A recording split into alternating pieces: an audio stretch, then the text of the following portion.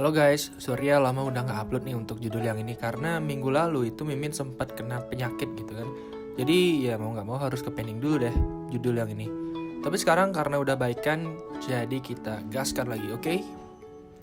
Nah jadi ceritanya sekarang si Zhang Yi ini udah ada di Bama Luxury Resort. Di tempat ini sedang ada sebuah lelang batu permata. Namun batunya itu tidak diperlihatkan begitu saja. Jadi batu itu harus ditempa dulu oleh orang yang membawa palu ini, baru deh orang yang memenangkan lelangnya itu bisa melihat batu permata yang ada di dalam pembungkus batu besar itu. Ya sekilas ini seperti judis ya, karena kita benar-benar hanya mengandalkan keberuntungan gitu. Di sesi pertama, pria ini menawar batu tersebut dengan harga 1 juta yuan. Melihat dirinya menawar dengan harga yang fantastis, semua orang pun kini melihat ke arahnya. Orang itu adalah Liu Tiandi. Dia adalah orang yang terkenal sebagai ahli dunia pelelangan batu permata. Dia sering dapat batu yang harganya jauh di atas harga penawaran guys. Dia itu si Raja Judi. Ketika ditanya, ternyata tidak ada lagi orang yang mau bersaing dengannya pada pelelangan batu tersebut.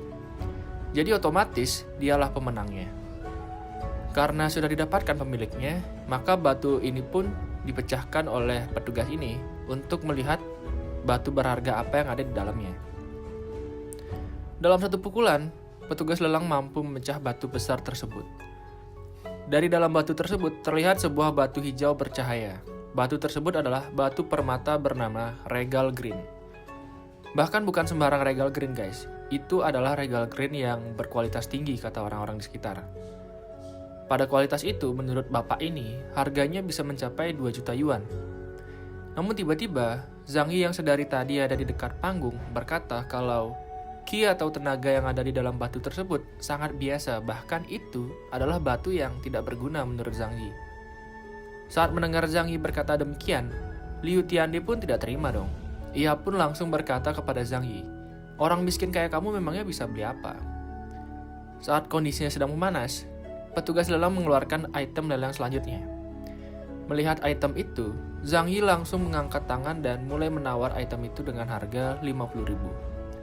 Liu Tiandi yang sudah punya banyak pengalaman di dunia perbatuan mengejek Zhang Yi atas pilihan batunya yang terlihat sangat biasa dan ampas. Orang yang melihat batu itu pun juga berkata kalau batu itu ampas, bahkan sudah 1 bulan ada di sana dan tidak ada orang yang mau menawarnya. Dan karena tidak ada yang mau menawar, Zhang Yi pun langsung memenangkan item lelang itu. Setelah Zhang Yi membayar item tersebut, kini petugas lelang memecah batu tersebut. Dari kejauhan, Liu Tiandi masih tertawa mengejek Zhang Yi. Yang dia kira, Zhang Yi ini sangat bodoh karena menawar barang yang udah gak berguna gitu kan. Namun dalam pikirannya, Zhang Yi sangat percaya kalau batu itu bukanlah batu sembarangan. Dan benar saja, saat dibelah, batu berharga yang ada di dalamnya sangatlah langka dan berkualitas tinggi. Itu adalah Amber Mark Stone. Seketika orang-orang yang ada di acara tersebut pun terkagum oleh Zhang Yi yang mendapatkan batu berharga itu. Kemudian tanpa disangka, Zhang Yi menghadap ke arah petugas dan berniat untuk menjual batu berharganya itu. Namun petugas bilang kalau dia tidak bisa membelinya.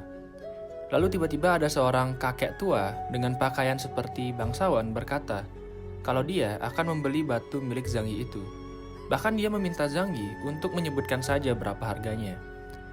Dengan wajah yang santai, Zhang Yi berkata, 1 miliar. Bagi orang lain itu adalah harga yang sangat super. Tapi siapa sangka kalau kakek tua itu menyetujuinya. Uangnya langsung ditransfer ke rekening Zhang Yi dan sekarang batu ini menjadi milik si kakek tua itu. Berikutnya, acara lelang dilanjutkan. Kalau tadi hanya 1 persatu batu yang dikeluarkan, kini 10 batu langsung dikeluarkan sekaligus. Jadi para tamu bisa membandingkannya dengan lebih cepat. Belum ada beberapa menit, Liu Tiandi langsung mengangkat tangan dan menawar batu nomor 5. Ia sangat yakin dengan penglihatannya atas batu tersebut. Bagi dia, batu di dalamnya akan memiliki kualitas yang sama seperti batu yang didapat Zhang Yi sebelumnya. Ia pun langsung menawar dengan harga 1 juta yuan. Namun, harapannya itu harus pupus ketika Zhang Yi juga ikut menawar dengan harga 1 miliar. Semua orang di sana langsung kaget seketika. Bahkan ada yang menganggap bahwa Zhang Yi ini gila, karena bagaimanapun juga, Isi dari batu tersebut masihlah sebuah misteri, sampai akhirnya batu tersebut ditempa oleh sang petugas. Tapi Zhang Yi kan bukan orang biasa. Dia bisa merasakan kekuatan Qi dari setiap batu yang ada di sana. Kemudian karena tidak ada yang mampu menawar lebih tinggi lagi dari Zhang Yi, batu itu pun menjadi milik Zhang Yi. Dan sekarang adalah saatnya penentuan. Batu tersebut akan dipukul oleh petugas. Saat dipukul, sebuah batu permata mengeluarkan cahaya yang sangat menyilaukan. Ternyata itu adalah Divine Stone, batu yang sangat berharga jika dibandingkan dengan batu yang didapatkan oleh Zhang Yi sebelumnya. Liu Tiande yang tidak percaya kalau batu pilihannya tersebut adalah Divine Stone, kini terlihat sangat menyesal guys. Dan sekarang, orang-orang yang ada di acara tersebut berbondong-bondong mendekat untuk melihat batu itu.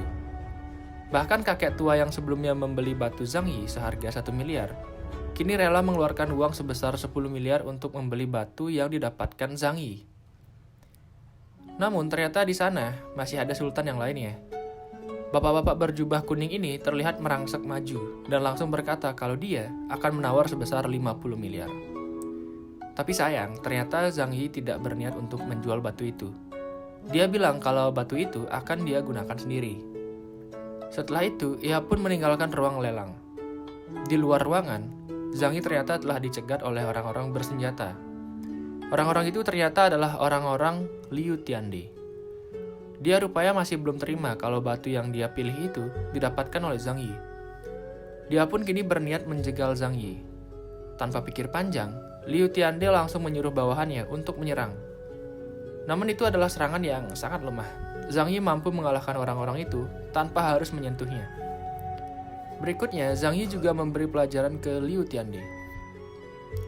Dengan gerakan yang sangat cepat, Zhang Yi kini telah berada di belakangnya Liu. Lalu kemudian dia mencekik dan memukul bagian punggung belakangnya. Setelah itu, dia memberitahu orang-orang, kalau masih ada yang berani merebut Divine Stone miliknya, maka mereka akan berakhir seperti Liu Tiande. Melihat itu, para sultan yang tadi ingin memiliki Divine Stone seketika terkejut dan terdiam. Kemudian setelah kejadian itu, Zhang Yi kembali berkeliling menyusuri jalan di tempat itu. Di tengah jalan, ia ditawari sebuah vas bunga antik oleh seorang pedagang pinggiran. Awalnya, Zhang Yi terlihat sangat tidak tertarik dengan benda itu. Namun pedagang tersebut terus memaksa sampai ia mendekati Zhang Yi untuk menawarinya secara langsung. Saat Zhang Yi mencoba untuk menoleh ke dalam guci tersebut, ia sangat kaget karena di dalam vas bunga tersebut ada pasir emas ungu. Bagi Zhang Yi, itu adalah barang berharga, karena itu adalah alat pemurnian terbaik. Bahkan di dunia kultivasi, pasir ini sangat langka. Ia pun kini tertarik untuk membelinya. Mengetahui kalau ada barang langka di dalam vasnya itu, si pedagang awalnya memberi Zhang Yi harga yang sangat mahal, yaitu 200.000 untuk vasnya dan 3 juta untuk pasirnya. Dan karena Zhang Yi bukan orang yang kekurangan uang, ya dia beli aja tuh semuanya tanpa berpikir panjang. Dan karena dapat uang segitu banyak, pedagang itu pun kaget. Selanjutnya di jalan menuju penginapan, Zhang Yi sadar kalau dia sedang dibuntuti oleh seseorang. Bahkan sampai ia masuk ke dalam penginapan, orang tersebut masih terus mengikutinya. Namun Zhang Yi tak mau ambil pusing dengan itu. Kini ia terlihat sedang menuangkan pasir emas ungu ke meja. Pasir ini akan dia gunakan untuk memurnikan embrio pedang yang ia miliki agar dapat menjadi pedang seutuhnya. Embrio pedang itu dikeluarkan dari dalam tubuhnya. Pada saat akan dimurnikan, embrio itu terlihat tidak mau diam. Hingga Zhang Yi menangkapnya dan memulai proses pemurnian tersebut secara paksa. Hanya perlu beberapa saat, embrio tersebut sudah berubah menjadi sebuah pedang emas. Sekarang, Zhang Yi berniat mencari kesempatan untuk mencoba pedangnya itu. Namun saat ia sedang merasa bahagia akan pedangnya, ia merasakan kalau orang yang membuntutinya tadi sudah ada sangat dekat dengannya. Dan ternyata benar, orang itu sekarang sudah berdiri di belakang sambil menempatkan pedang di leher Zhang Yi. Orang itu ternyata datang untuk mengambil Divine Stone yang Zhang Yi dapatkan di pelelangan. Walaupun posisi Zhang Yi telah terpojok, tapi dia masih tidak kehabisan akal. Dengan kekuatan tali merahnya, Zhang Yi mampu mengikat musuhnya yang ada di belakang. Kemudian tanpa basa-basi, Zhang Yi langsung memukulnya dengan keras. Tapi tiba-tiba orang tersebut berubah menjadi sepotong kayu. Ternyata itu adalah jutsu pengganti, yang kayak di Naruto itu loh. Tubuh asli orang itu sekarang ada di atas meja, dan dia terlihat telah mengeluarkan jurus 1000 bayangan. Untuk sesaat, Zhang Yi terlihat panik dengan jurus itu, karena setiap bayangannya punya kekuatan yang sama, jadi sulit untuk membedakan.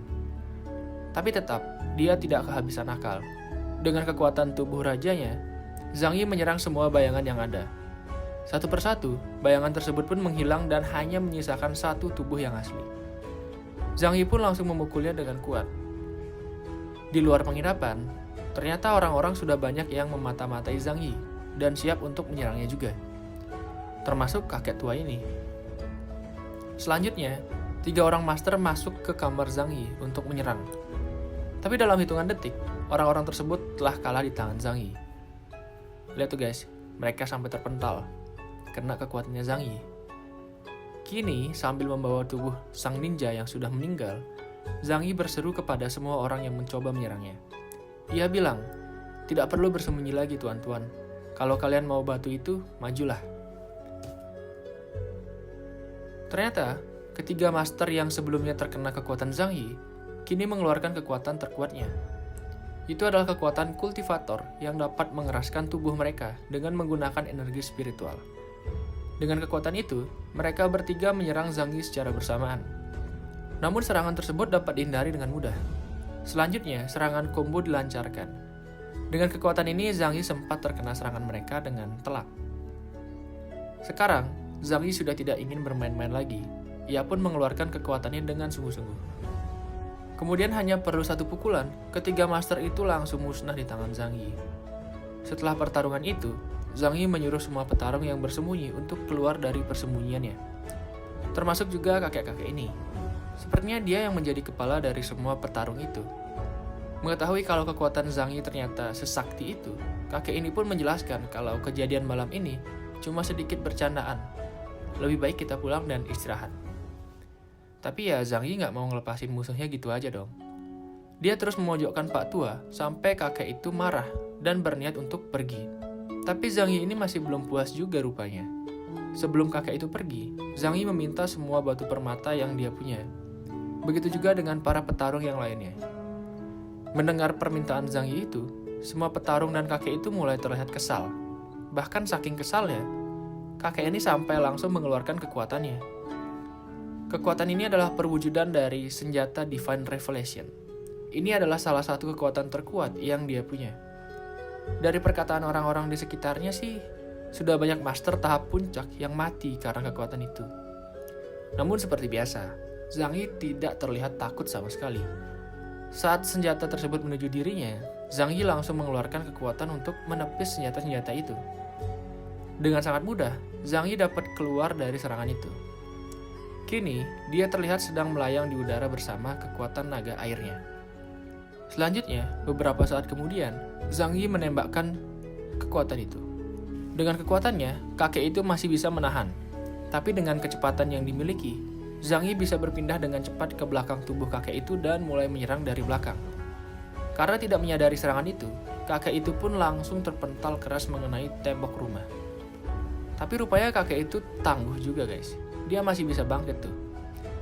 Itu karena badannya terlindungi oleh armor emas. Melihat musuhnya masih bisa berdiri, Zhang Yi langsung bergerak cepat menyerang lagi. Saat telah berada di dekat kakek itu ternyata mengeluarkan kekuatan dari mata. Akibat kekuatannya, Zhang Yi kini terlihat tidak bisa bergerak. Setelah itu, sang kakek lanjut menyerang Zhang Yi dengan kekuatan matanya. Karena tidak bisa bergerak, Zhang Yi harus rela terkena serangan itu dengan telak. Akibat serangan itu, Zhang Yi merasakan sakit kepala yang luar biasa. Tubuhnya terjatuh ke tanah. Namun dia belum kalah juga ternyata. Perlahan dia mendekati sang kakek dan langsung membalikkan serangan mata itu kepada sang kakek. Kini justru sang kakek yang merasakan sakit kepala yang luar biasa. Dan karena telah merasa terkalahkan, ia pun menyerah dan memberikan batu permata miliknya. Namun karena jurus mata itu tidak dapat diatasi, jadi yang terkena jurus itu harus rela nyawanya melayang. Sesaat setelah memberikan batu itu, sang kakek langsung wafat di tempat. Setelah itu, para petarung lainnya ikut memberikan batu permata mereka agar tidak bernasib sama seperti sang kakek. Setelah itu, Semua petarung pergi. Dari semua petarung tersebut, ada 2 petarung yang datang menghampiri Zhang Yi. 2 orang ini berkata kalau Zhang Yi ini mirip seperti teman lamanya. Kemudian dia juga bertanya, apakah Zhang Yi kenal dengan Zhang Chenai? Mendengar nama ayahnya disebut, Zhang Yi pun merasa terkejut. Zhang Yi langsung bertanya kembali, kau Zhang Junsan? Kalau kalian ingat, Zhang Junsan ini adalah saudaranya bapaknya Zhang Yi, yang bikin bapaknya harus diusir dari keluarga besar. Dengan santai, orang tersebut pun menjawab, iya itu aku. Tapi tanpa ia sangka, Zhang Yi ternyata tiba-tiba menyerang. Setelah menyerang orang itu, Zhang Yi kemudian meminta batu permata miliknya. Walaupun Zhang Yi sangat benci dengan orang di depannya itu, tapi dia tidak mau membunuh orang itu sekarang. Dia akan membiarkan ayahnya sendiri yang membalaskan dendam itu. Di sisi lain, Zhang Junsan yang belum tahu tentang latar belakang Zhang Yi hanya bisa pasrah memberikan semua batu permata miliknya dan pergi dari tempat itu. Setelah selesai dengan urusannya, Zhang Yi pergi ke puncak gunung. Di tempat ini, ia akan melakukan meditasi untuk meningkatkan level kultivasinya. Walaupun batu-batu tersebut tidak memiliki tingkat yang tinggi, tapi batu-batu itu cukup untuk membantu dirinya. Saat ia melakukan meditasinya, sebuah ledakan kekuatan terjadi pada tubuh Zhang Yi. Itu adalah pertanda kalau dirinya telah naik ke tahap 2 Monarch Form. Dengan kekuatan barunya ini, dia siap untuk melawan musuh sesungguhnya, yaitu organisasi Jiuyu. Di hari kedua Zhang Yi berada di tempat itu, ia kembali datang ke sebuah acara lelang. Saat ia datang ke tempat lelang, Zhang Yi tidak tahu kalau dia akan disambut oleh pelayan pribadi dan telah disediakan tempat khusus. Saat dia masuk ke dalam, acara lelang sudah dimulai. Saat itu, barang lelang pertama yang dikeluarkan adalah ramuan kehidupan yang dapat meningkatkan level kultivasi menjadi 2 kali lipat. Karena menganggap kalau itu adalah barang hebat, para sultan yang berada di sana langsung menawar dengan harga-harga yang fantastis. Awalnya, bapak ini menawar dengan harga 20 juta yuan. Kemudian bapak ini melanjutkan menawar dengan harga 50 juta. Sedangkan Zhang Yi, dia tidak cukup tertarik dengan barang itu. Dia lebih tertarik dengan siapa yang membuat ramuan itu. Oke, ramuan pertama dimenangkan oleh bapak berambut kuning ini. Selanjutnya, atas perintah dari bos, yang berikutnya akan ditunjukkan adalah ramuan panjang umur. Saat ramuan itu dikeluarkan, Zhang Yi langsung menaruh perhatian ke sana. Dia bisa merasakan kalau energi spiritual di dalam botol itu sangat bergejolak. Kata sang petugas, ramuan panjang umur ini bisa meningkatkan jangka hidup sampai lebih dari 50 tahun. Ramuan ini juga efektif pada orang yang tidak melakukan kultivasi. Mendengar itu, semua orang terkejut. Hingga tak lama kemudian, seseorang berbaju kuning dari atas balkon mulai menawar ramuan itu dengan 5 batu suci. Melihat orang itu, Zhang Yi bisa merasakan kalau orang itu berasal dari Jiuyu. Begitu juga cewek ini, dia merasakan kalau Zhang Yi bukanlah orang biasa. Karena tidak ada yang menawar lagi selain dirinya, maka ramuannya menjadi milik gadis itu. Saat akan pergi, Zhang Yi sekali lagi melihat ke arah gadis itu. Dia merasakan kalau kekuatannya lebih tinggi dari setiap orang yang pernah dia lawan. Dia pun memutuskan untuk mengikuti gadis tersebut. Di luar gedung, sama seperti saat Zhang Yi memenangkan lelang, gadis itu dicegat oleh gerombolan preman yang menginginkan ramuan itu. Awalnya, seorang preman maju, namun saat pengawal dari gadis itu menghunuskan sedikit pedangnya, preman itu langsung mati di tempat. Karena tak terima temannya dibunuh, mereka pun menyerang gadis itu secara bersamaan. Dan dengan cepat, preman-preman itu dapat dibunuh oleh pengawal dari gadis yang berbaju kuning tersebut. Untuk pertama kalinya, Zhang Yi yang juga melihat kejadian itu merasa sedikit takjub. Perasaannya langsung tidak enak, tapi dia terus mengikuti gadis itu. Saat berada di tengah hutan, tiba-tiba saja sebuah kabut besar muncul menutup setiap jalan yang ada di sekitar Zhang Yi. Dengan cepat, Zhang Yi mengetahui kalau itu adalah jebakan. Karena kabut itu, Zhang Yi tidak bisa melihat jalan keluar. Hingga sebuah suara terdengar dari depan. Apa kau Master Zhang? Ternyata itu adalah suara dari gadis berbaju kuning. Dia rupanya sudah tahu kalau Zhang Yi mengikutinya selama ini. Zhang Yi menebak kalau dia adalah ketua Jiuyu. Dan benar, dia adalah ketua ke-18 Jiuyu. Namanya Jiang Xingsu. Awalnya si gadis ini meminta penjelasan dari Zhang Yi kenapa dia membunuh banyak muridnya. Kemudian dia berkata kalau dia akan melupakan semua itu kalau Zhang Yi mau bergabung dengan Jiu Yu. Mendengar penawaran itu, ya Zhang Yi nggak mau lah. Justru dia datang karena ingin membalaskan dendam ayahnya ke organisasi itu.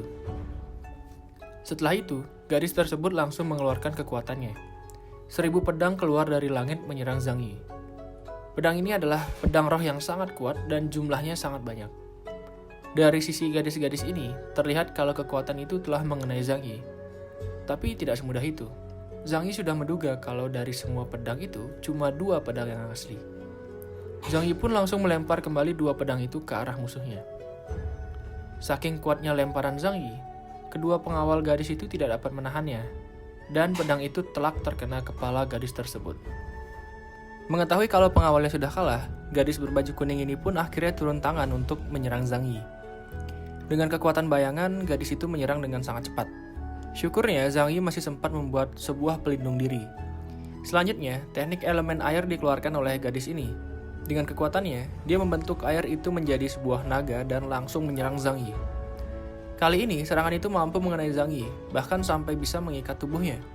Melihat musuhnya telah tertangkap, gadis itu langsung menyerang Zhang Yi dengan pedang.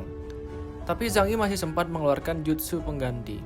Dia mengganti tubuhnya dengan air dan langsung berpindah tempat ke samping sang gadis dengan cepat. Hal pertama yang dilakukan Zhang Yi adalah menarik penutup wajah gadis itu.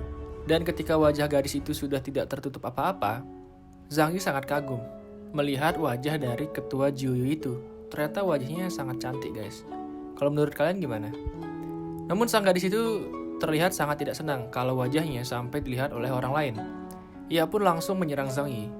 Kekuatan naga air kembali dilepaskan. Zhang Yi membalasnya dengan kekuatan naga api. Sang gadis tak percaya kalau Zhang Yi bisa mengeluarkan kekuatan yang serupa dengannya. Lalu Zhang Yi pun menjelaskan kalau dia bisa menguasai teknik peniruan 5 elemen. Jadi dia bisa menggunakan teknik lawan hanya dengan sekali melihatnya.